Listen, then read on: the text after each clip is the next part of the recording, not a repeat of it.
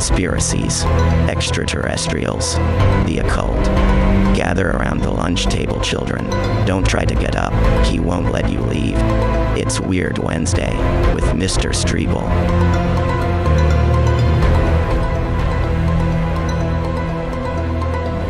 All right, what's up, everybody? Welcome back in to another day. That clicked off really fast. That really was jarring how quickly that ended. I guess I should have created a longer Weird Wednesday or fade out there.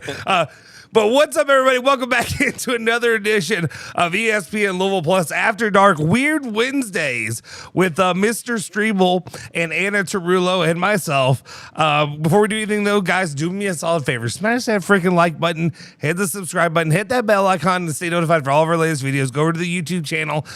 There's some meetings. There's some things in the works about the things on these channels, more content, more maybe some live shows and stuff like that happening regularly throughout the week. So make sure you're locked in, stay tuned with all that. Without any further ado, I pass it over to my guy, James Streble. How you doing, sir? Good evening, everybody. Happy Wednesday. Hope everyone's safe inside the impending storms. Mark Weinberg just tweeted out that a tornado hit Bloomington, Indiana. Yeah. So about time. About to get gnarly. Is Fernando safe? He's out of there. Thank God Fernando is gone. He's out of there. Thank God. Take the rest of the football program. Yeah, maybe Sorsby. Maybe a little bit of the Sorsby stuff can rub off on them. Take his brother. We don't care. Yeah, they don't deserve that program. They don't deserve. Yeah, they don't deserve Signetti. They just don't. They don't. I'm sorry. I'm sorry. I struggled and I lived years after years after years. You don't get to go from 0 to 100. It's not fair. No, tornado, take it out. Get him out of here. Get him out of here. Get him out of here. A real Italian's not going to be in the Midwest. We don't understand it. So, I mean, I'm glad that Soforo has not fallen in love with Signetti the way that Mark Blankenbaker and other Louisville fans have. And I like Signetti too. I'm a huge Signetti fan. I think he's great. He's great. I wish he curmudgeon. You know why I like him? Because he's a hater. Soforo like us. He's a hater. That's why. That's why you should like him, Soforo. He's like a big fat Italian dad. Yeah, sometimes I am. Now, did you want me to give this Nikola update now? Yeah, let's go ahead and do that, guys. Just weirdness. But say his name first. Just for a little bit of transparency, the old algorithm. We got to feed it every once in a while. And I understand this is a sports channel talking cats and talking cards, and y'all don't like if things change. Well, guess what? If you listen to ESPN Louisville, this is what we talk about on ESPN Louisville. But we're also going to talk about what happens with UK and Ville if something happens. And I guess there's some news that is percolating in one James Streeble's chest. So let's let him get it out there and get this coverage there so we can get into the weirdness. Then we'll get into the weirdness. Then we'll get to the fun stuff. All right. Yeah. So Nikola Kusturica, something like that. I probably butchered the poor young man's name.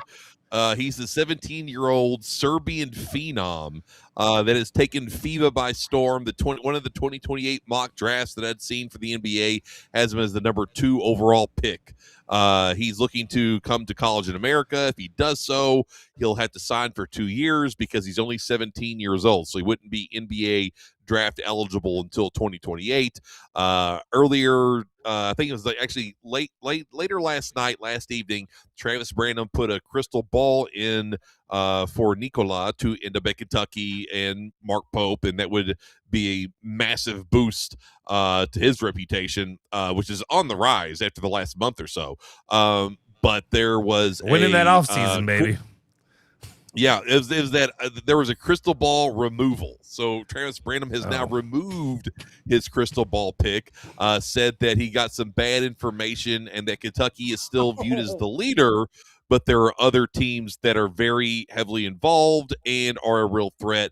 And that report is emerging that it may be Michigan and Dusty May, the defending national champions. So might have to wait a little longer for any Nikola commitments. So there you go. There's the update. It's not looking good, man. Algorithm. It's not looking good. Okay. Did that feed your algorithm beast, Soforo? Was that enough to feed the beast? I think it's fed. I hope you big blue bums are happy. When you click on this video tomorrow on the replay, and you click on it, you're like, oh, there we go. They talked about the cats. They talked about the updates. So is UK going to get this guy? It's fine. Congratulations. You're now Mark Pope is winning that off-season championship that he's been promising you guys. Hang the banner. Hang number 9. You guys are off-season. I thought he did that last season. I thought he fucking did that last season. That's the best part. You get to do it every year. Every year you get to do it. No. We got to take that off-season banner away from you all. Y'all waved it a month ago when Flory committed. As soon as Baduga committed, y'all automatically won the off-season and already had the best team ever assembled. Yeah, that's fair. You got the Pat Kelsey and all his big wins against all those Hall of Fame coaches he's defeated. I mean, who couldn't get behind that? Who couldn't get chesty about Pat Kelsey? I miss Jimmy Streble. Well, and that's fair. I'll say this right now: you're the one closer to having the bed rail in your mouth than I am currently. So at the same time, when it comes to Louisville, I've been honest. Whenever Phil and I sit down, we'll probably sit down here tomorrow morning sometime to shoot our podcast that we're going to put out sometime this weekend. Every single time I sit here and I have to try to reel myself in because I want to be negative, even though it's a fine recruiting class. But Louisville basketball needed to get a couple of those guys. They needed to get Milan Momcilovic or Blackwell, one of those guys for me to feel like let's bleep and go. But right now I'm just sitting here they could have a pretty solid team, a top 15 to 20 team. What did Drew Hoskins tweet us? Drew Hoskins was he retweeted, he quote tweeted something. It was hey, can I be a hater for a second? It was you can be a hater for 1,000,000 years, and that is what After Dark is about. And so let's continue that theme. I appreciate the haterosity, the haterade. Okay, and that's fair. Streble, feel free to continue on because I will derail this completely with you UK talk. So that's fine. I would say that the hater energy with the three of us combined is a force unlike the universe has ever seen. It's beautiful. It's very palpable. All right, so let's get to the matter at hand. I want to say this off the beginning of the show. If you two are okay with it, there are spoilers that are coming. I'm going to get a spoiler alert to anyone who's not seen the movie Disclosure Day. Are you okay with that, Anna? I ain't giving my money to Steven Spielberg, so you go right ahead. Okay. Justin, you already told me pre-show meeting you're good. Yeah, Well, in the fluffing room, I gave you that pass. And I love that you guys have a pre-show meeting. I confirmed. What is that like? What does that mean? We just toss some things around. It's nothing, Anna. It's what us in the That's biz. something I never want to be a part of. Let me just say, but I respect you guys. It's something that we in the biz do when we show up on time for things. When you have this extra time and you don't know what you're gonna do with it. What we have all this brushing time. Your hair, applying before the show starts. Yeah, that's what we start with. I wouldn't know. Before time's gonna get away from us, go ahead. You have my permission. I signed your whatever the approval slip. So have your way with me. Let's go. Okay. All right. So we talked about it 2 weeks ago.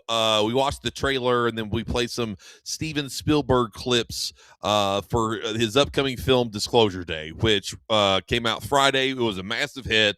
I think it made $90 million in its opening weekend, which if you've seen, the way some of these movies like Grogu, Mandalorian, Masters of the Universe are well under that number for their opening weekend. So this was a massive hit already. So I was like, I've talked so much about it. I've read so much about it. Listened to so much about it. I have to see the movie because I have to have an opinion. I've done enough talking about it. And if I've done all this, shared my opinions and people ask me, well, what'd you think of the movie? Oh, I never saw it. Then I'd be a big fraud. So of course I had to go see the movie. Took my 12-year-old son. God forbid you say you talk about something you didn't watch. God forbid that ever happened. That never happens. Remember when Soforo asked me if I watched the U of L football game that one time? Okay, sorry. That's one of your first interactions. You were so mad at him. Your eyes were just shooting daggers. Tonight, I was doing Erica Kurt, guys. I was correct. I want to stand by that. I stand by that. I was correct that day. I watched the fourth quarter. What's your problem? Okay, She She did have the Erica Kirk eyes going before we knew what the Erica Kirk eyes were. But anyway, so I took my 12-year-old son to see the movie. And if you're looking for a popcorn summer movie-going experience, then that's a good movie to see. Like Wyatt, my 12-year-old that I took with me, he didn't know about any of this. I mean, he's very in the dark. He doesn't believe in it. All he wants to do is watch baseball highlights and text with his friends. Like that's all he wants to do. So he just wanted to go see a movie with Dad. So I was like, yeah, sure. Come on over. We'll check it out. So he loved it. It's a 2.5 hour movie. He was on the edge of his seat the entire time. He was like, this is so good. And he's like, when we were leaving, he's like, that was great. I hope they do a sequel because it leaves with kind of a cliffhanger, and I'll explain that as we go. And I was like, buddy, there's not going to be a sequel to this movie. But he was very engrossed in the movie, and he absolutely thought it was great. I thought it, like, again, for a summer movie, it is fun. It is. Why would you say that to talk about my kid going to the You said he was movies? very intrigued. He was into it. He's excited. 11 years old. Well, 12 is probably when it starts hitting. 12 is when those classrooms start to get a little bit more nervous. I'm sorry. Moving on. I don't want to Teach, I can't stand up, Teach. Give me a few more minutes, Teach. Just give me a minute. He doesn't. No, no. Anyway, moving on. So for a summer going movie, I thought it was very entertaining. All the Steven Spielberg Hallmark summer blockbuster stuff, exciting stunts, tension, action, Indiana Jones type stuff. It's a fun movie to watch. But then when you dig deeper into it and you see exactly the a dog. You see the message that he's trying to push out there. And he's already preempted us with the message in terms of, hey, you may question your faith. Now, I thought that it would be very, very harsh on religion, but it was not. There's I'll explain it in a minute, but there's one scene where I was like, oh, here it comes. They're going to say religion is stupid and you shouldn't follow it and everything, but it's the exact opposite. It was actually a very pro-religion movie, but it's not the religion that we all would yes, but it's what religion is it? Christianity. Okay, so let me set the movie up. It's pro-Christianity. It's pro-Christianity or anti? No, it's pro-Christianity with a twist, and I'll explain the twist. Judeo-Christianity? Yes, Catholicism to be specific. That's not Judeo-Christianity, but I appreciate that. Okay, go ahead, continue. But no, it's Catholicism. Like it's a very Catholic centric film. Which is odd. Okay. But so here we go. So movie starts off, this guy, his name's Daniel Kilner, and he worked at, and by the way, real quick aside, my guy Isaac Weishaupt did a basically scene by scene breakdown, which I'm not going to do here because that would take too long. And I want to talk about some bigger things, but he does like a scene by scene breakdown and gets into his theories on the movie on the podcast, Occult Symbolism and Pop Culture, that's out. It should be, I'm a subscriber, so I get it early with no ads, but if you're a free feed person, should be out with the next day or two. But if you want to hear his analysis, it's excellent. I mean, absolutely excellent. I listened to it today. But Occult Symbolism and Pulp Culture with Isaac Weishaupt. Okay, so to the movie. So his name's Daniel Kilner. He works for this Lockheed Martin / Palantir type company called Wardex. Okay, and Wardex they supply military weaponry. They're into AI, facial recognition, able to pinpoint people. So yeah, this Daniel Kilner guy, he set up their firewall. He protects all the secrets. And one of the reasons why they hired him is because he got busted as a kid or a younger person, like 17 years old, for hacking, and they pulled his file, saw that he was very talented, and recruited him to work for them. So he's like a patsy, kind of. He's kind of like a patsy. Sounds like Edward Snowden. Yeah, it sounds like Edward Snowden. Yeah, it sounds like Edward Snowden. So he's got this backpack, and all these agents show up. They're at a wrestling match. These agents show up, and they try to take the backpack. They all go outside. They have his girlfriend Jane, who, as we find out later in the movie, used to be a nun. Jane used to be a nun. Representation. Yes. Is used to be is a nun. that So. Are you headed that way, Tarullo? Is that I like you have no idea how close I something? am. I literally Googled how to become a Salesian nun, and those are the ones who are like the Spurs fans. So just food for thought. Spurs. People, so the big ones? Is that what that is? Is that what no, Barkley those are the women who are secular in San Antonio. Oh, that's what Charles Barkley would say. Smaller one.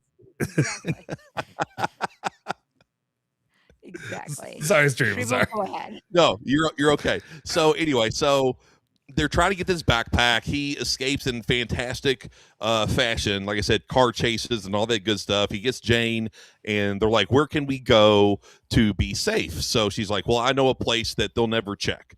And while they're driving, he's on the phone with this mysterious character named Hugo. And he's talking to Hugo. He's like, the plan's in motion. The plan said, I'll call you tomorrow and tell you what's going on. He breaks the phone because he has a number of them, so they can't track them. So they go. She's like, we can go to a convent. It's called the Convent of St. Clair. Now, this is interesting because if you know anything about St. Clair, right? St. Clair of Assisi. I'm not sure where she's from, but her claim to sainthood is one of the miracles she performed is she was sick and was unable to go to midnight mass, so she self-projected. Oh, never mind. I was about to say that was my miracle every year when I was a child or in my 20s. I could never make it to midnight mass. So she astral projected her spirit, and she witnessed the entire mass. And then when her fellow nuns came back, she was able to tell them exactly what the homily was, who was there, so on and so forth. So of many things, because and she's a saint. I'm sorry, real quick. I'm sorry to keep cutting you off. This just reminds me of that's you. You're St. Clair. This is you. This is the NCAA tournament in 2018 or whatever it was. The one where you had little hanky panky time instead of watching the NCAA tournament. So this is like I feel like you telling Andy that this is I wasn't able to be there, but I did separate myself from my body and I watched the NCAA tournament. Yeah. I'm sorry. Yeah. It's okay. So she astral projects herself. She sees so she's also the patron saint of television, okay, which is no shit. Yeah, no kidding. She is the patron saint of television. So they're hiding out in this convent. You find out that the mother superior there and her are very close friends. She comes into play later, and they start talking about, why didn't you stick with being a nun, and did you lose your faith in God, and all this stuff. So it now goes to Kansas City, Missouri, where Emily Blunt, who plays a newscaster. Yes, she's a newscaster, okay? And her name is, I think, Margaret Fairchild. They call her Maggie. And she is on her way to work. Name, Maggie, the most Catholic name. Okay. Yeah. There's more Catholicism and possession and stuff. It's crazy. So she's rushing to work because she's late. A policeman pulls her over, and he's getting ready to give her a ticket. And she was like, I'm sorry you're having a bad day. I know she's mad at you. It's tough to have a new baby in the house. You should do something really sweet for her. Get her the flowers that she likes and this, that. And she starts like telling this guy's life story and like why he is doing why he's in such a bad mood. And he gets freaked out and he just lets her go.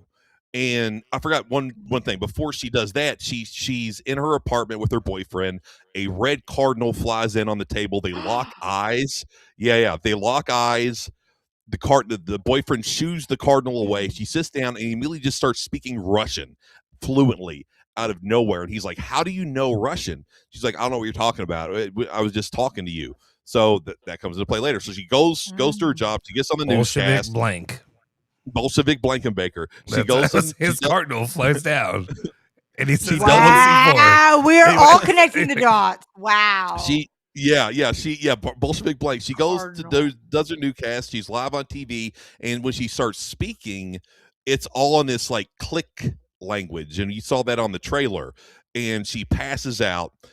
take her to the doctor, and she starts having these thoughts in her head, like I've got to get out of here. There's men in suits over there. They're not, authorities like the FBI. They're here to harm us. They're here to get us. So she and her boyfriend escape. Then she starts getting like these downloads. So people talk about getting downloads from these beings in terms of mathematics. They point to like musicians, like Bob Dylan talks about getting downloads for inspiration to his music in the 60s. Like, how'd you come up with all those songs? He's like, I don't know, they just came to me.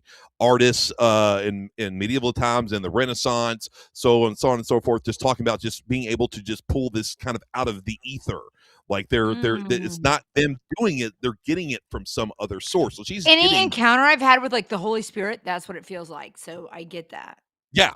So and that's probably what they're playing at here too, Anna. Yeah. So they're on their way. She's trying to meet up with somebody. She doesn't know who it is. She gets a phone call. It's from that Hugo guy again, and he's like, you need to come to see us. Destroy your phone. She's like, well, if I destroy my phone, how do I know how to get there? He's like, but I mean, just talking to you, you will know how to find me. And then she gets an inclination, like, I got to call this guy named Daniel. Then it flips back to Daniel and his girlfriend Jane have already left the convent. They're in like a safe house. And she's like, you've had to tell me what's going on here. Why are these people after us? Why do they want to kill you? And he pulls out a laptop, gets all this stuff out, and is like, all right, I'm going to show you. This is what I'm trying to do. I want to disclose this information to the entire world because they deserve to know it's the truth about our existence in the universe. So the first video that he shows her, I found to be fascinating. It's the infamous story of President Richard Nixon taking Jackie Gleason, from the Honeymooners, who was very interested in UFOs. They were friends. Yes, he took, allegedly, according to the story, he took Jackie Gleason to an Air Force base and showed him alien bodies. And Jackie Gleason's ex-wife, his widow, did interviews about it. I was like, yeah, he was into this stuff. He went with President Nixon. Jackie Gleason built his house to look like a UFO. And that's all true. You can look that up. Oh, yeah. I've seen that. Yeah. So it affected him. And so he shows her that. Then he shows her a video of American soldiers and doctors holding one of these beings down on a table and trying to shove a needle in its face, and it's like screaming and screeching and all this stuff, and immediately you feel sorry for the aliens, which is like the inverse of what we know for as abduction stories. You think of Travis Walton, Fire in the Sky, and he gets abducted and it's horrific. Whitley Streble in Communion, he gets abducted, it's horrific. Betty and Barney Hill, the most famous case, the first big alien abduction case in American history in the 1960s, they were terrified when they went through hypnotic regression and talked about their experiences. They were crying, they were terrified. So this is the inverse. So what this movie's trying to do is set it up like we're the bad guys. The aliens are benevolent and they're kind, and we're the ones that are harming them, and we're abducting them, and we're doing experiments on them, and we shouldn't. And yes, and so just to cut through all the rest of the stuff because it's all like action. Well, let me get to this one thing. So Daniel goes out to try to call Hugo on the phone, and the CEO of Vortex is played by Colin Firth, and his name's Noah. Noah, of course. His name's Noah. He has this alien artifact, and he's the one that's looking for all of them. Oh, by the way, the number of employees that were missing from the work that are working with Hugo to disclose, guess how many employees were working with Hugo to disclose the information? Just you two take a guess. How many employees do you think? Oh, I know because I listened to your bit earlier. So okay, you know. I would say many? I don't know. I'm trying to think like 33 or like 70 or like 7 or like something like a biblical or like 66, like a devil number. I don't know. 12. Oh, the 12. Disciple or the apostle. I don't know which ones. Yeah, 12 disciples, apostles. Yeah, there's Hugo, their leader, and his 12 disciples that are trying to reveal the real truth to humanity, right? Oh, right? I hate this. Isn't this on the nose? That's the thing that's kind of annoying about it. It's so on the nose. Like, if you really, so anyway, this Noah guy, the CEO, has this. Some people are, unfortunately. Damn right. So Noah has this alien artifact at Wardex, and he can use it to project himself in other places, like St. Clair. He can also use the artifact to possess people and take over their bodies, right? So he transports himself to the safe house where Jane is because he's looking at a picture of her. Remember, this is an AI surveillance company, so they have pictures of everybody. So they find kind of like satanic things that he's doing. It didn't really sound like, Oh, absolutely. So Noah's the bad guy. Hugo was the quote good guy. Okay. Yeah, Noah's the bad guy. Hugo's Jesus. Yeah, essentially, yes. Well, is Hugo played by a white guy? No. Is Hugo played by? Okay, well, Noah, the one who saves humanity biblically. Noah's trying to save humanity. Yeah, exactly. He's trying to save. Bingo. Noah, who's trying to save humanity from the disclosure. He astral projects to Jane. He tells her, "You've got to stop him. We can't let this information out. People are going to freak out. It'll cause a catastrophe in humanity. They're not thinking about that side of things." And she's like, "Well, what if I can't stop him?" And he basically has total control over her. And while he's holding this artifact, she's holding her crucifix in her hand. And she's trying to ward off his intrusion into her. So she's squeezing the crucifix. The harder she squeezes the crucifix, he squeezes the alien artifact. In the end, she drops the crucifix. There's a bloody imprint right here in her palm, of course. And the alien artifact overpowers. Yeah, bingo. Alien artifact overpowers the religious artifact in this sense, right? Okay, so I don't like that at all. He takes over her body. He gets her to try to stab and kill Daniel, but eventually she's able to find the crucifix again and kick him out and get him out. So all this chasing's going on. They finally, him and Maggie meet up. Maggie finds him using her special alien powers. At the time she finds him, Wardex has already captured him, right? And she walks in and she does this thing. She walks into this super secret government enclosure with all these checkpoints, and she starts spitting out codes to them to get through the checkpoints. Like she just knows. It's like a damn airport line. Sorry. It does. So he goes in, or she goes in, and they try to stop her. And there's like 30 of these people trying to stop her. The first guy that tries to stop her, she turns into this dude's mom. And like in his eyes, Virgin Mary. Is this some Virgin Mary? Sure, his mom's great also. And she goes through the crowd. She starts appearing as these people that they love from their past. And yeah, exactly. So her alien superpower, she has this large sense of empathy, right? She's super empathetic and plays on other people's empathy as well. That's her alien superpower. Virgin Mary. Just wait. So she goes in. Noah, the bad guy from Wardex, greets her at the door. She turns into his wife and starts telling him that, she loves him still and all this, that, and the other. And he just allows her to get Daniel and leave. Okay. And so they all just, because they're all kind of in awe of her. And so she gets in the car, they leave. He's seen the video of her with the clicks, like that talk, and he's like, I don't know why everyone's freaking out. I can understand what you're saying just perfectly fine, like you're speaking English. Well, comes to find out, he's been abducted and she's been abducted as children. And the aliens gave her this super empathetic power. They gave him this mathematical brain to where he can look at binary code and stuff, and it's like a language to him because that's their language. He's reminding me of like Fatima, like vision, like apparitions of Mary, like when she would tell the secrets, like Fatima or like lures or like what I mean. Oh yeah, well, the Lord's Fatima, all that stuff. You could tie all that in.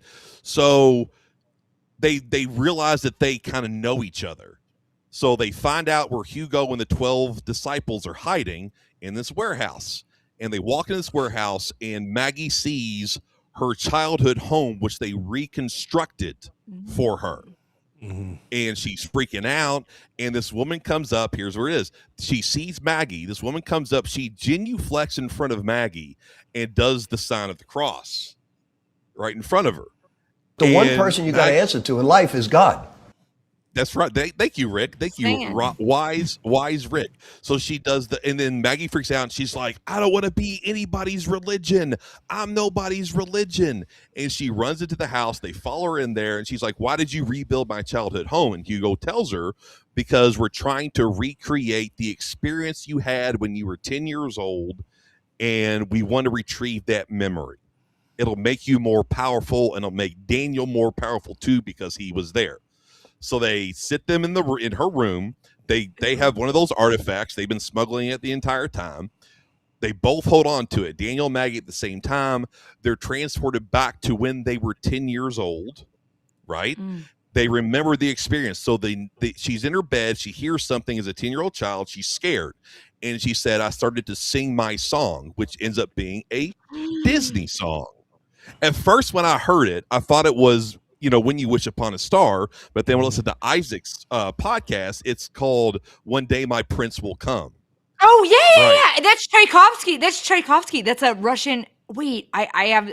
Okay, I'll wait to respond. But singing is like a really big thing. That used to be a form of prayer to like bring you back to Jesus. Like Jesus sung on the cross. Go ahead.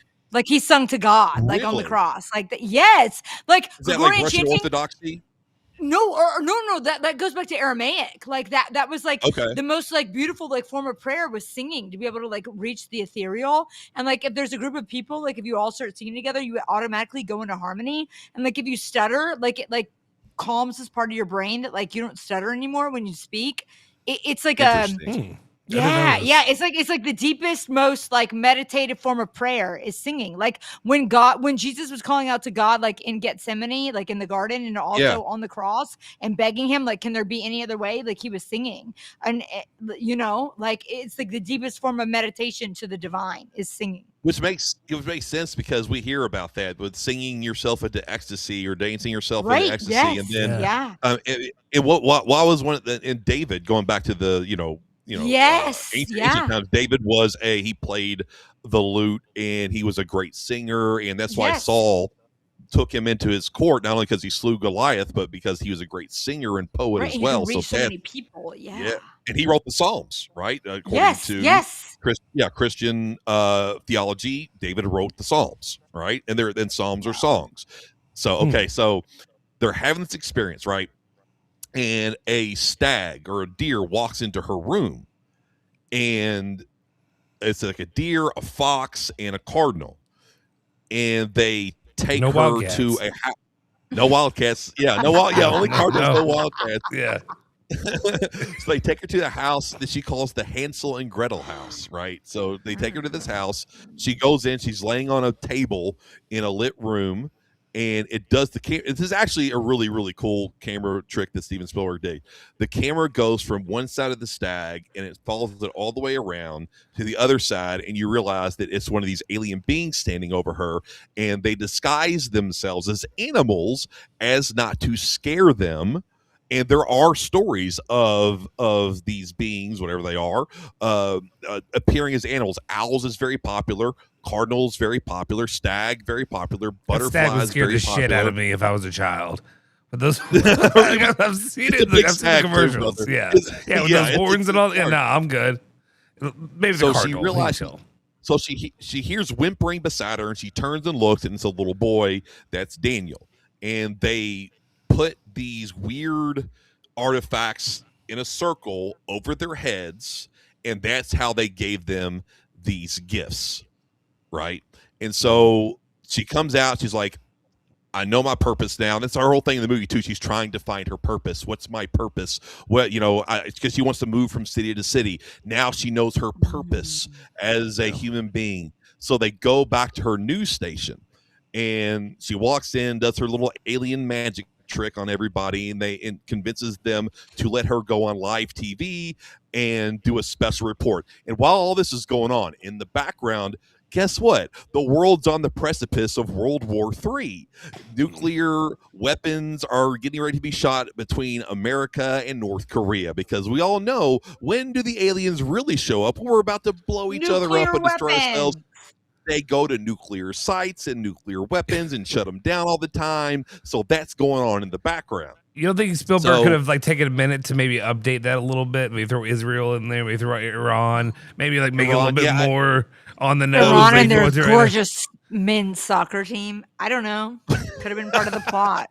Are they playing currently? Are they allowed? Are they playing? They're looking good. That's all I care about. Anna, okay, real quick to divert. And Anna, I'm kind of pissed at you right now. Do not talk about. I do not want to hear. You can talk about any other team about being attractive. The Iran have you seen their jaw bones? Have you seen their facial hair? Well, here's my issue. Here's the reason that I'm upset. If it were for that bleeping Iran team, if they didn't bow out like they should have, or they should have been banned, the Italian national team would be playing right now. So you'd be fawning over Paisans, your own people, your own kind of people.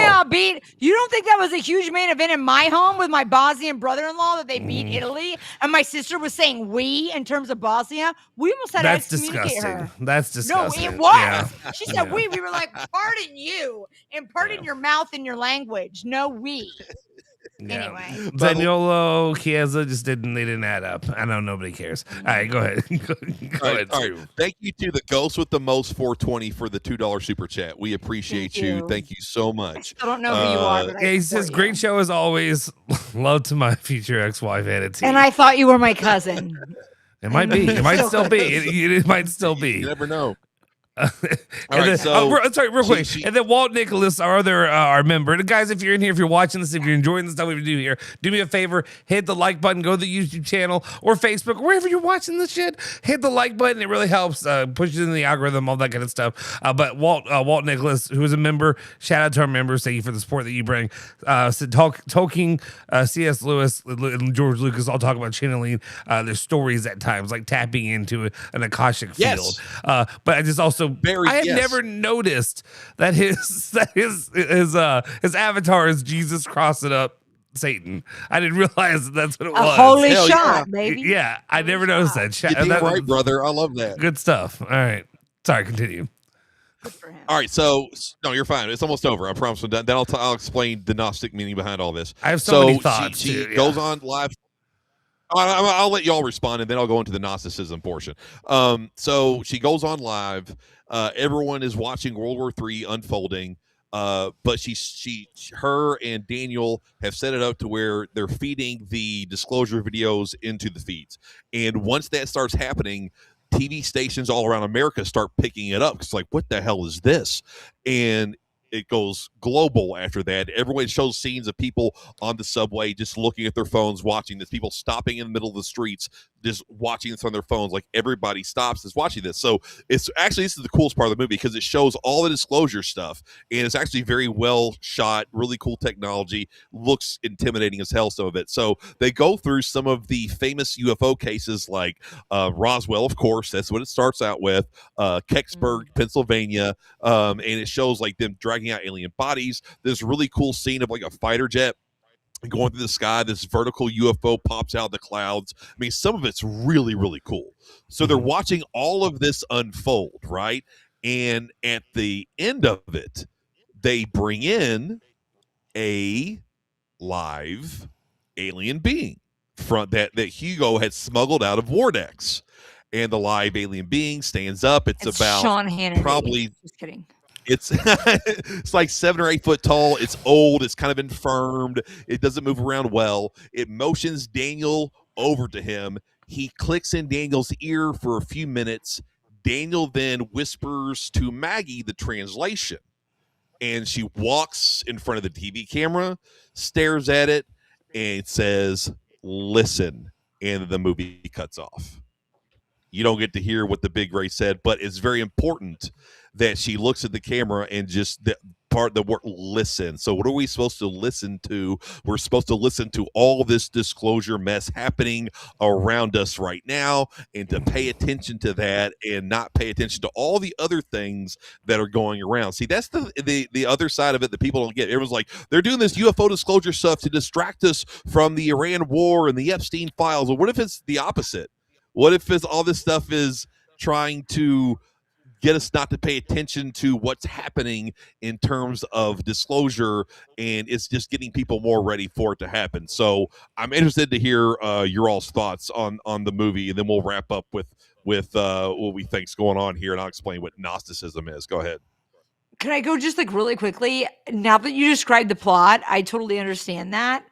I just want your thoughts. It does feel more like Spielberg as a source, as a narrative, as a storyteller feels a little bit more trustworthy now that you explained the plot.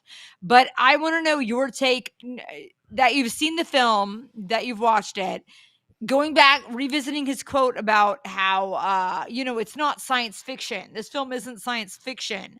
How do you feel about that quote now that you've seen it? I think that there is a real effort to get the public to believe in this for one reason or the other.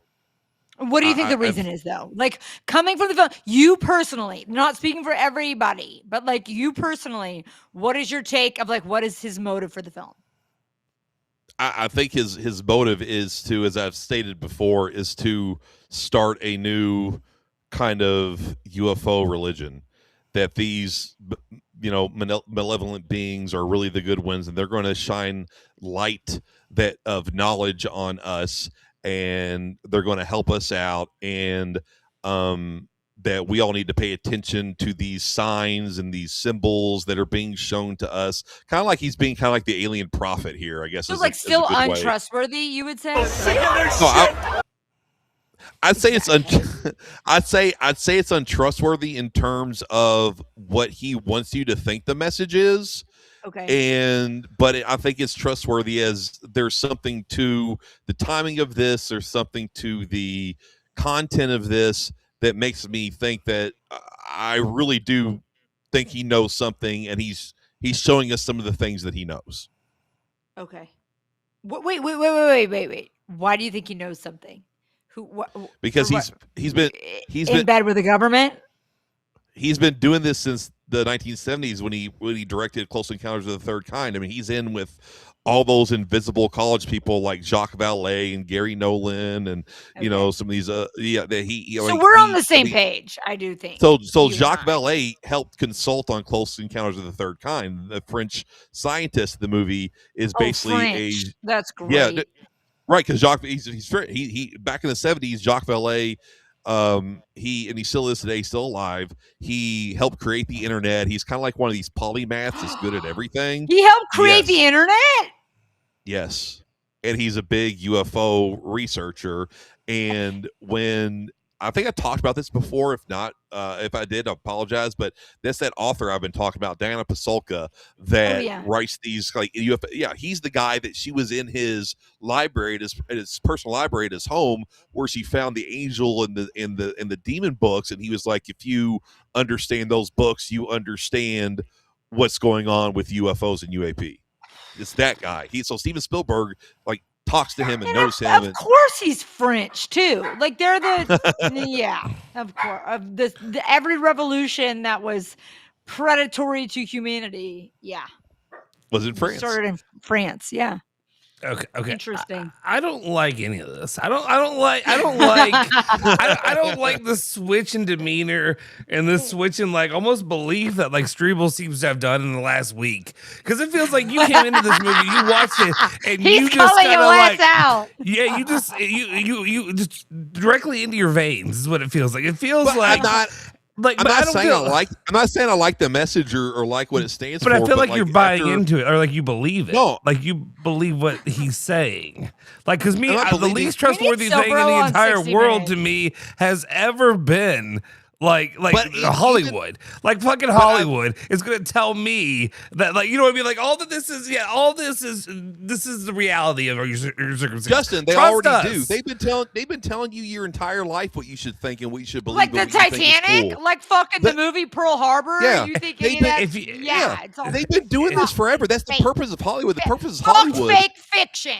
But if you if you can walk out a laser sword with some aliens, then we're talking. I can deal with that. If there's a lightsaber and you're fighting and you're cutting up aliens and you're doing this kind of bullshit and you're telling me that I can learn to use the Force and all this, as long as I just say celibate for the rest of my life and never touch a woman, that that's sounds like fine. priesthood, baby. That sounds like you need to become a priest. Do you want me to ruin Star Wars for you? The Star Wars is a Gnostic tale too. It's all Gnosticism. The Force is Gnostic. Yeah, and I know that, but I guess my point is, okay. I have to pee, so before we get into Gnosticism, you all discuss, and I'll be right back. Okay, let it flow. Do what you got to do. What you got to do. I'll be right back. So here, I guess my issue is, I mean, I think maybe I'm thinking too much into this. Of like, you walk away from this movie, you watch this movie, and like the line of thinking of like, this is accurate to some point, or he knows something, like literally, like he knows whatever his marching orders are. Whatever he's supposed to tell us is what he's being told. Well, I've always thought that. Yeah. So I guess my idea, my question is this more of this is what the reality is, or this is like, here's this bullshit story that Spielberg's telling us that he has set up for this long, and it has this career and history of building up interest, or listen, reality is what they want us to think reality is. That's the whole point. And that's the whole point of the movie is for. Here's what I've always said about Steven Spielberg, and what I said a couple weeks ago when we were previewing this. Yeah. I think that he is an agent that is kind of like David Grush. Mm-hmm. He's being told things by people, and he believes them to be true, and he's convincing us in what he believes to be true. So I think that he's purposely putting stuff out there that he's been told to put out there. Now, whether or not I know if all this is real or not, that's irrelevant. What's relevant is he believes it, and there are people that want us to believe it. So there is something there to what he's putting out there in terms of this is what they want us to believe or want us to notice. If that makes sense. And I understand, I guess, to a point that you're breaking down the message of it, right? Of the movie. Yes. I guess maybe I'm already moving on to the point of what is my, how do I discern in this moment? Well, how do you discern? How do you discern what I've just described? What are your visceral reactions? Well, real quick, here's a reaction that I kind of agree with. Let me play that real quick. The sound from the other guy and his breakdown. It's just like the way he kind of finished it off. And the irony is, in a film called Disclosure Day, where they're actually supposed to disclose things and answer questions, we're just left with a bunch of questions. Like, what did the alien whisper to Daniel? Is humanity on the menu? What were the aliens' true intentions, aside from asking humanity to practice empathy? What were their long-term goals? And where in the hell were they from? Are they intergalactic aliens, interdimensional aliens, or us from the future or past? What was the Hansel and Gretel connection, and why did they pick these two random children? Well, maybe it was because the aliens are on the Epstein list. Why would Steven Spielberg think that a bunch of poorly CGI'd animals walking up to children and staring at them would make them feel more comfortable? And as far as Disclosure Day leading Christians to question their faith in God, the only thing they'll be questioning after watching it is their faith in humanity. But I guess the most important one was, how in the hell did Wardex manage to keep disclosure from happening this long when they were all retarded? Well, maybe just like the real life disclosure, the final act of Disclosure Day is in a skiff. If you know, you know. I do know a lot of that information, but that's something I can't discuss publicly. I'm even legally allowed to speak on it, and the people in the room are even legally allowed to hear it.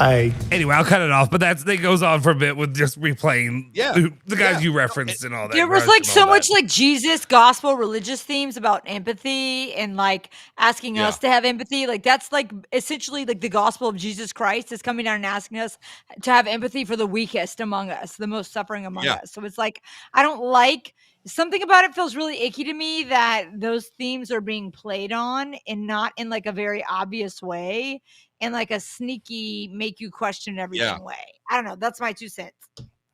All right, so this is what the conspiracy minded people think the movie's really about. And this is, again, if you want an even better breakdown of this, go to Occult Symbolism and Pop Culture. Check out Isaac Weishaupt. He's fantastic. So I keep mentioning the word Gnostic. So what Gnosticism is, it's this ancient offshoot of Christianity. And as I was telling Justin before the show started, some of the scrolls they found in the Dead Sea Scrolls were Gnostic scrolls, like the Gospel of Thomas, for instance, right? And what did the Gnostics believe? The Gnostics believed that the God in the Old Testament is not the real God, that the God in the Old Testament is violent and wrathful and angry and punishes humanity. And so what that God is the real God created the Palermus, right? Like the heavens. And he created these beings called aeons. Okay. This is Gnosticism. This is what people believed thousands of years ago, and what some crazy AI tech bros and people in the government in Hollywood believe still today. Okay. So just know that the people that we thank you, wild cow cats. I hope that's real. That he's going to Kentucky. So anyway, so that's what they people still believe this, because it's ancient. Gnostic is a play on the word gnosis, which is knowledge, right? It's knowledge. Oh, okay. And so, yeah, that's what like gnosis worldly is. knowledge, like worldly knowledge. Is that? You'll see it here in just a moment. Okay. So Sorry. The Gnostics believe that so that God of the Old Testament is actually not real God. So real God created all this stuff. One of the aeons that God created was a woman named Sophia. And Sophia was does that mean wisdom? Yes, wisdom. Yeah, bingo. Yeah. I don't know how wisdom. I knew that. I don't know. Right. That was, you got to download. So Sophia, she wants to create life on her own. So she gets impregnated and has a child. She's a single mom. Okay. Yeah, and so she creates this child. She doesn't want God to find out that she created on her own. So she pushes the child aside. The child is Yaldabaoth, also known as the Demiurge. So the religion that people are following is a false religion. The Demiurge created this universe in order to entrap all of us. Yes, in order to entrap all of us in this matrix and make us addicted to worldly pleasures. And they hated anything material. The Gnostics hated materialism. They believed that there's a higher spirit, and that if you realize it, that it's in yourself, that you're part of this lighter spirit, that you are now in possession of gnosis, and you can ascend to these higher beings, and you can ascend out of the matrix. And it takes higher beings, these aeons, to show us that. And a Sophia character is someone that helps share the wisdom and the gnosis with the rest of the people. That's why she's all knowing. And that's why she's revered in the movie. Gnostics are not worldly. Is that what you're saying? Like, they believe in a higher power. So like when people are like, I'm agnostic, like in this day and age, we think that means the same thing as atheists. Like, you're just material, you're worldly, you're physical. But that's not really what it means, right? Right. No, that's not what agnostic and Gnostic are two different things. So that you know how agnostic. Agnostic, yes. So that you know how like they view like worldly things, material things as disgusting. They view like the human body as disgusting, and anything that you do with the human body is disgusting. So they were Christians, like Gnostic Christians. They believed in Jesus. So how did they reconcile the idea of Jesus being fully man and fully God? Like fully man, or fully even God. like eating his body. Like, how do you? Yeah, well, they didn't do that. They did not perform that sacrament. I assume they didn't. Yeah. Yeah. So shut up, Soforo. I didn't say a thing. I'm enjoying it. So they believed that Jesus was a man that had the spirit of God in him. That he was not like God would never ever. The real God would never ever lower himself to be fully man. So that when Jesus was baptized in the Bible, when the dove descended, another animal, a bird, when the dove descended on, it was the Holy Spirit, and that's when he became, Yeah, but basically, essentially Perfect. He was imbued eating with the French actual fries out of Central Park. Spirit of God. So that's why the early church hunted down and persecuted and executed the Gnostics because that was blasphemy, right? That was a very blasphemous view of Jesus. But And yeah, and so one of the things in the Gospel of Thomas is that you will find, heaven within inside yourself. Heaven's not a physical place; that it's inside. So that's like the Gnostic belief. And this is a very Gnostic movie with Gnostic themes in it, and the belief is that this religion has survived in secrecy and is practiced in elite cults and is tied elite classes and is tied in with Illuminati and all that stuff. is it tied into other religions that we may know? Well, the Gnostics themselves were, like I said, specifically Christian. They were like when Jews became Christians, it was like they were, they used to be Jews, then they converted, and then the offshoot, started to happen where like they developed a separate belief of what the Council of Nicaea had decided that this is how we're going to practice our faith, and this is the doctrine that we're going to follow. Okay, yeah. Do you just like an offshoot? Yeah. Yeah, and maybe I'm going like in my mind too deep for an hour plus whatever show that we're doing on Wednesday nights. But I guess that was pretty deep what I just did. So have at it. No, it was, okay, you're right. It was. You did. Yeah. I guess the reason I'm asking is like what I'm trying to conceptualize is in my mind. If you go into this movie and sitting where we're seeing it, like right now we're at this weird time where it just continues to feel like, we've talked about like it's not popular to be a Christian, to be Christian, Catholic, those kinds of lines. So anything coming out of Hollywood usually is going to sell you the opposite. Believe in the opposite. Do whatever you feel, whatever feels good to you is the right thing to do. And all that kind of stuff. And, so much of this is, and I think it's probably because there's a big part of me that like kind of believes a lot of those same things I've talked about, a couple weeks in a row, like the thinkings of so many of these things are about enlightenment and knowledge and all this stuff. And it all goes back to Adam and Eve and the fruit, and all that, just saying that so much of this is to turn you away from Christian beliefs is a lot of like what I tend to take from it. And saying that's what my dad took from like one link. He like read one article off of like a random link on like foxnews.com, and he was like, they're turning us against it. Right. Well, but also like so much of like, we talk, I mean, we gone down the Epstein route, going down all this stuff, and so many of these things read in the rumored, or I guess not that rumored because it's in documents you can read of things that they were doing online, and things that have been done are what I would define as satanic, as evil as it gets, kind of stuff that has been done. Dark. Yeah. So like it just, I have a hard time marrying any of those things that have happened or the people that is, whether it be Gnosticism or whatever that they follow, with I guess what is right and true of this world. Like, you know what I mean? Like I guess also just in aspect of talking about, okay, so if you started talking about the alien who had a binary of clicks and stuff like that, and when you talk about binary and the way things transition, that's where it makes my mind start going to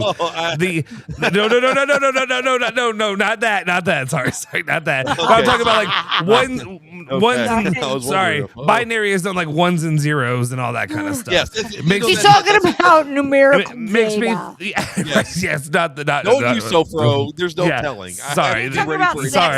Yeah, usually that is where I'm gonna go. Yeah, there was a joke earlier where somebody was saying about like the whole point of the world, or you were saying something about thinking or like focusing on the pleasures or desires or whatever it is. Yes, and I'm like, well, White's 12. He's about to be old enough to do that. Anyway, that's all he's going to focus on for the next how many years. How old are you? 40 something? That's what happens. 44. It sucks. I know. It doesn't go away. No. But anyway.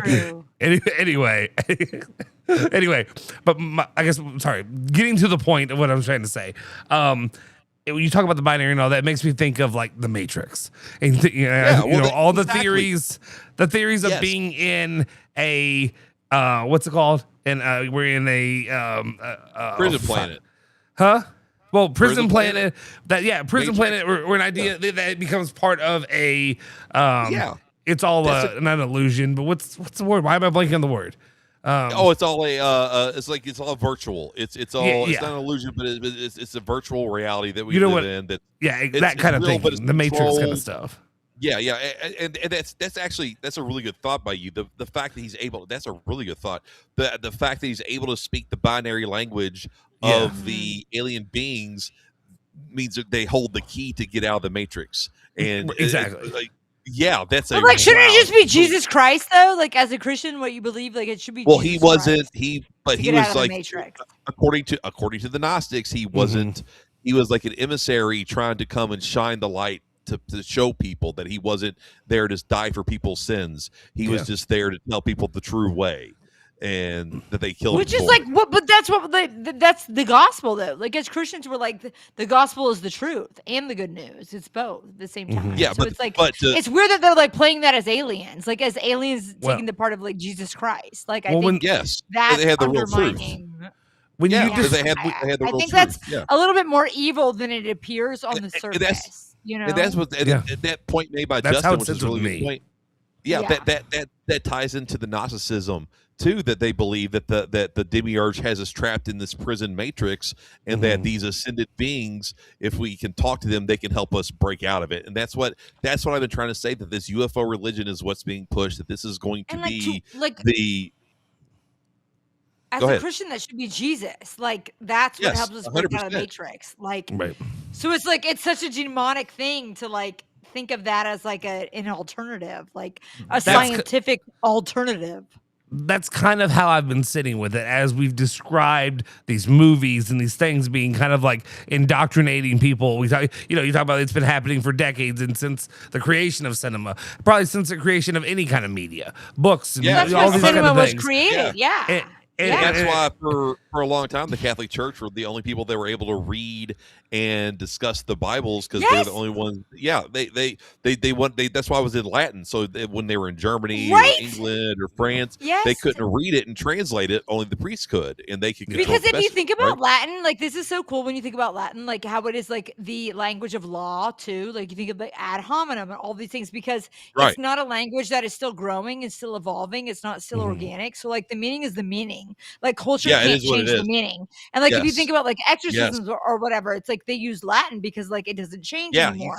And I think that's so interesting. Like I think that is so interesting if you think about that. And as well as like Hollywood. I don't know. There's a book called like Hollywood Babylon that talks about how Hollywood and movies were created as like an arm of propaganda to be like, this is what we think, this is what we believe. Yeah. So the guy that wrote that, his name's Kenneth Anger, who was a huge Satanist. Like he made a film called Lucifer Rising. It's got Mick Jagger in it, interestingly enough. Yeah, Marianne Faithfull, who sympathy for the devil. Ah!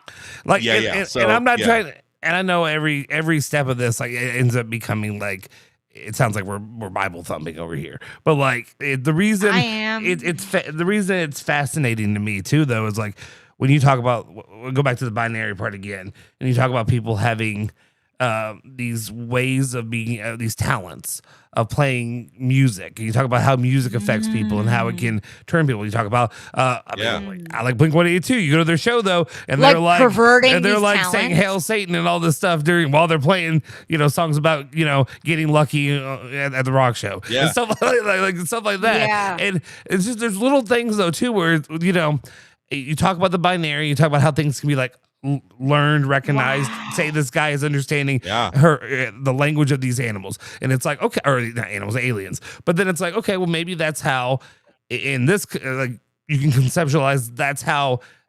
Who'd you say? Who was the musician you talked about who said it just comes to him? Like that's how it's uploaded to him. Bob Dylan, Bob Dylan. That's how it's basically uploaded to him. It's all in binary straight to him, and you would never be able to like fully understand. And like think about how like the demonic or like the evil or the dark uses that as like a direct like perversion or inversion of like the good. It's like if like God intends or whoever intends that to be like a prayer, how easily that could be like misused to like manipulated pervert culture. Yes. Like, and all this is fun to talk about and like, you know, and to put out there. But I sound like an insane person, like diving into it and like being a part of it. I do all the time. But all do. but I guess my question is though, okay, say that that's what you believe reality is. Say you believe that reality is a simulation of some sort. Say that because it's a simulation. Once you can start breaking down, you know, you talk about CIA code. If you go, what is it, 5555, and then the pain goes away. If you do that code and you think about whatever part of your body, your pain goes away. So everything's in a code, 1, 2, whatever, all that kind of stuff. Oh, yeah. If reality can be understood or changed, then you can kind of get me on board with a little bit of, okay, well, maybe it is a simulation kind of thing. If it is a simulation, then what's that next level then? What is it then? We'll just never know. The answer is always we don't know. We're in a video game with good graphics. Sometimes people that think that AI that AI had already advanced into a super computer phase, and that we are a simulation of artificial intelligence, and they're running a simulation of humanity and trying to get it right, and we're at this, wherever we are, we're at that portion of the simulation of humanity that AI always goes wrong, run through, where it's like, they're trying to figure out, we fucked this one up again. Trying to figure out like how long can we last before, or how long can we watch this, or how long can we gain data from this to see when it turns bad. And why it turns bad, and just looking at those simulations over and over again, and we just happen to exist in this portion of the simulation. There you go. Interesting. Marcus Edelin says, "What's up, family? Hey, Big Rig, how's everyone doing? Be safe from the storms tonight. Are there supposed to be a bunch of storms? We're all doing good. We ain't safe from the spiritual storms, baby. Come on." That's right. We're getting to the spiritual storms here. Something that's like after midnight. Everyone's doing fine, thank you. Are you fellow Catholics ready for church picnic season? Oh, you're darn right. Yeah, baby, we're ready to drink and go. gamble. We're ready to drink and gamble like That's our religion calls us to. Come on.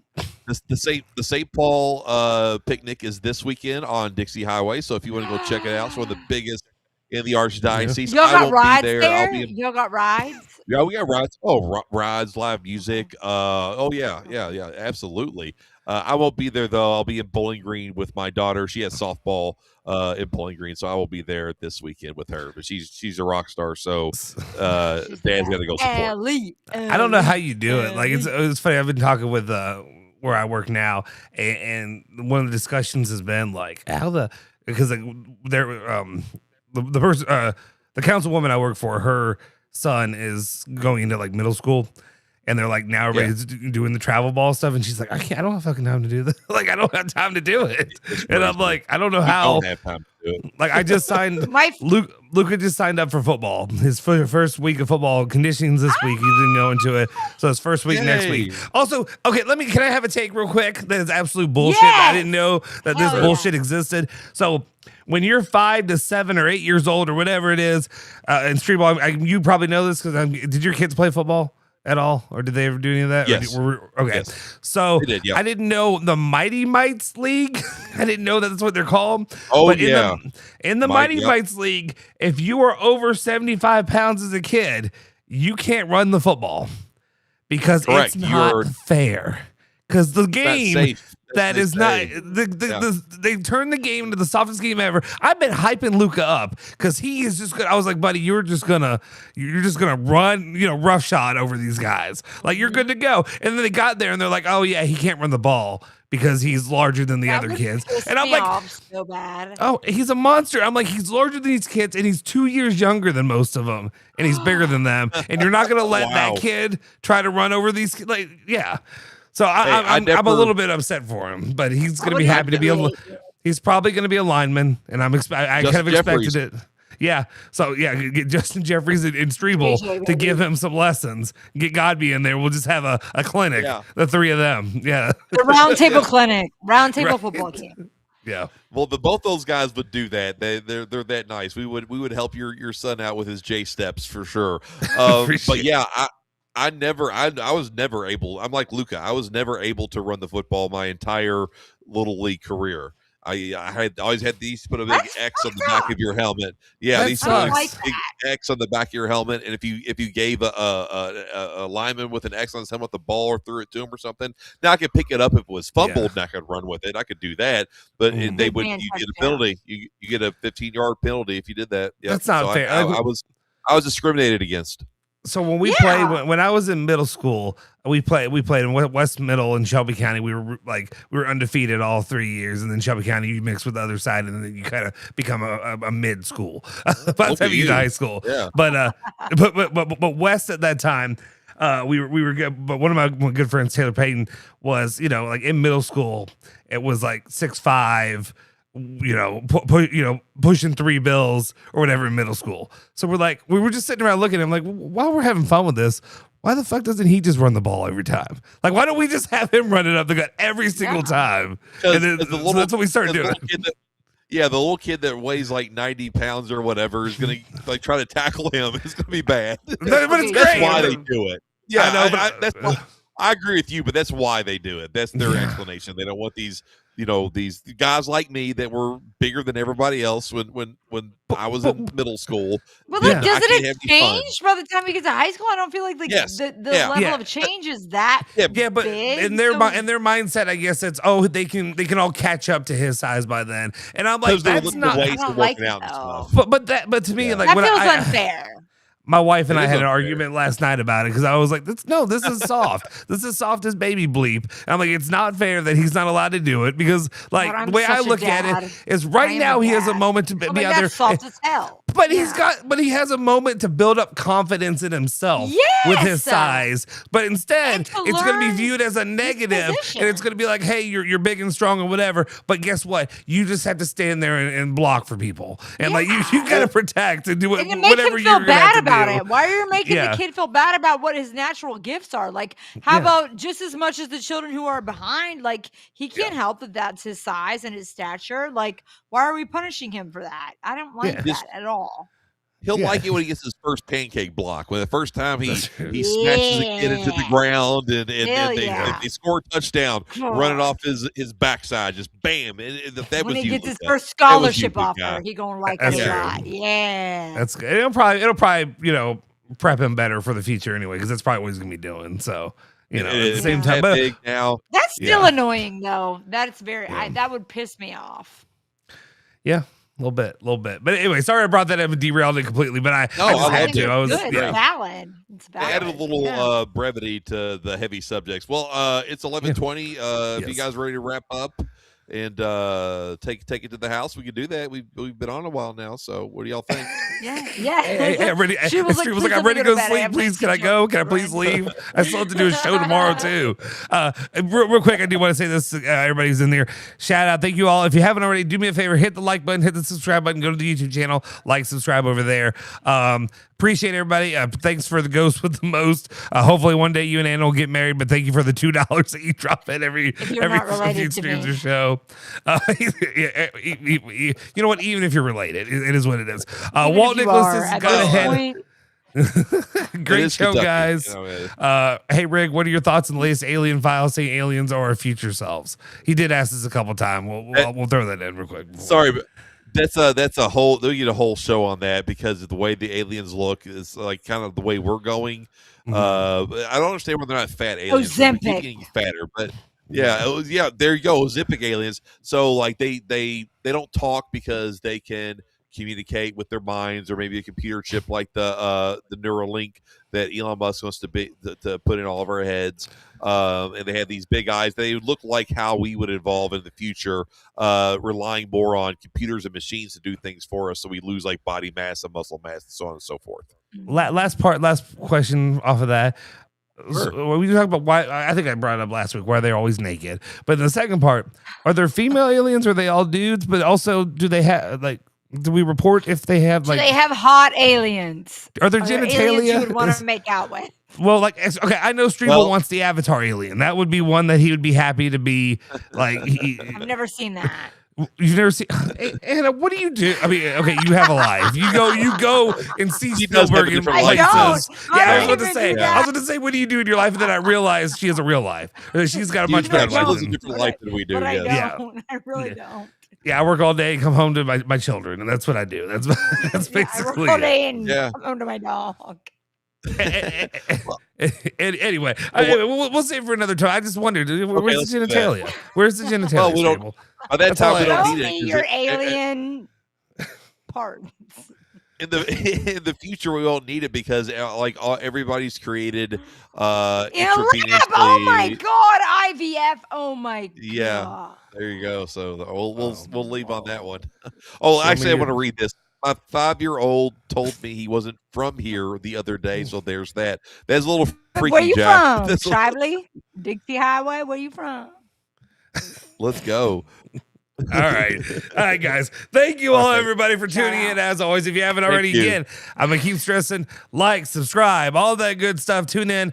Maybe Ann and I will do a show Sunday or another day this week. We'll see. We'll figure it out if we do. One day we will. And after dark, we promise it'll come back. Once football season's around, we'll definitely be better on it. But I promise you, we'll be doing more shows and all of that throughout the week. But tune in, Streble, his show Monday. I mean, if you I say this, but again, I can't reiterate it enough. People come here and they don't even know about ESPN 680, which is crazy to me. But tune in, ESPN. Use the ESPN Louisville app if you live in Portland, like Sean does, who tunes in here all the time. 3 to 6 p.m.